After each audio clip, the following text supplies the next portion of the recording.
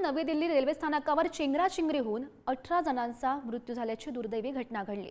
या घटनेमध्ये 10 जण जखमी आहेत आणि मृत्युमुखी पडलेल्यांमध्ये 3 लहान मुलांचा समावेश असल्याची माहिती समोर आली आहे। ही दुर्दैवी घटना शनिवारी रात्री 10च्या दरम्यान घडली। घटनेची माहिती मिळताच रेल्वे प्रशासन आणि सुरक्षा कर्मचारी यांनी घटनास्थळी धाव घेतली आणि ही संपूर्ण परिस्थिती नियंत्रणात आणण्याचा प्रयत्न सुरू केला। घटनेची चौकशी करण्याचे आदेश सुद्धा सरकारकडून देण्यात आलेले आहेत। रेल्वे संरक्षण दलाचे महासंचालक सुद्धा घटनास्थळी दाखल झाल्याचं बघायला मिळत आहे। चेंगराचेंगरी झाली रेल्वे स्टेशनवर दिल्लीच्या, ज्यामध्ये 18 जणांचा मृत्यू झालाय, तर यामध्ये 10 जण हे गंभीर जखमी असल्याची माहिती समोर येते। 2 एक्सप्रेस या लेट आल्या, त्यामुळे ही चेंगराचेंगरी झाली, ज्यामध्ये अनेक नागरिक सध्या जखमी असल्याची माहिती मिळते।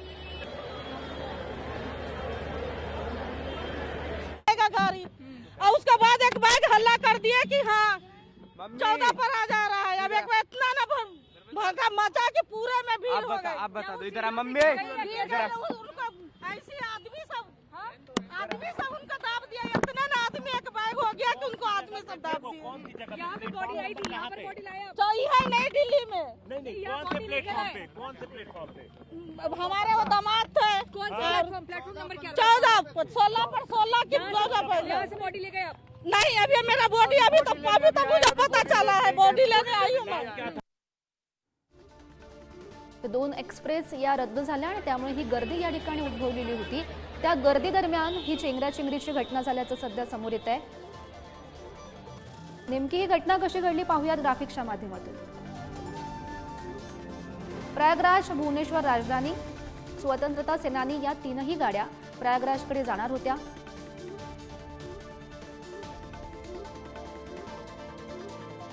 भुवनेश्वर आणि स्वतंत्र सेनानी रेल्वे लेट होत्या। या 3ही गाड्यांची गर्दी प्लॅटफॉर्म क्रमांक 14 वर होती। भुवनेश्वर गाडी प्लॅटफॉर्म क्रमांक 16 वर येत असल्याची घोषणा झाली।